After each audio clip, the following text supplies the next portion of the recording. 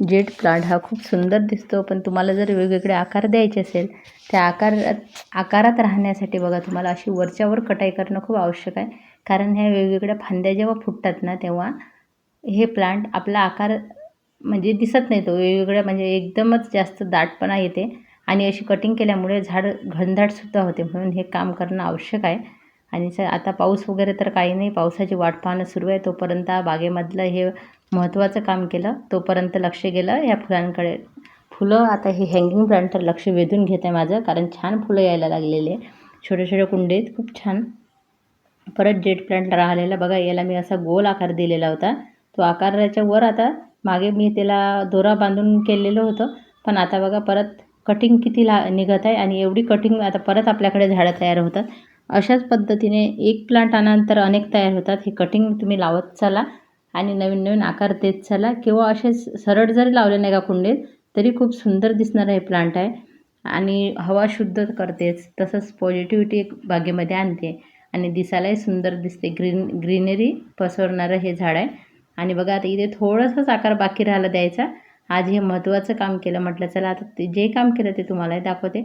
आणि बघा आता हे सगळ्या फांद्या इतकी जास्त कटिंग निघत आहे ना, तर हे कटिंगचं किती लावायची, किती झाडं तयार होईल असं झालेलं आहे. असंच करता करता एवढे रोपे माझ्याकडे तयार झालेले आहे. आणि इथे बघा हा मोराची टोपी आहे रे, इथे खालून जे निघते ना एक्स्ट्रा तेच कापत आहे छोटे छोटे, बाकी राहू देणार आहे. कारण हे दिसायला खूप छान दिसते, जेवढं ग्रीन दिसेल तेवढं खूप सुंदर दिसते. आणि ह्या फुटबॉलला पण आता चला आता एक आकार देऊया गोल, आणि बारीक बारीक जे वर आलं ना तो कापून घेऊया. नाहीतर आपण दोऱ्याच्या साह्याने पण मागच्या वेळेस बांधलेलं होतं, पण आता छान आकार आलेला आहे. तर आता फक्त याची कटाई करून घेते.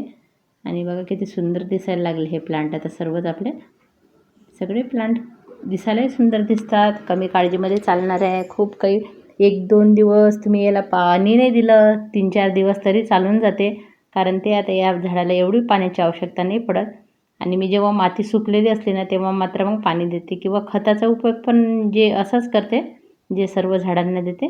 इथे पण काही लावलेलं आहे बघा. आता एकदा तुम्हाला सर्व दाखवते. आणि उरलेली कटिंग जी होती ना, त्यालाही आता छोट्या छोट्या कुंड्या शोधल्या आणि ही कटिंग मला लावायची, कारण खूप प्रमाणात ही निघत असते. आणि सकाळी सकाळी संडेला हे काम करत होते मी कटिंग लावण्याचं.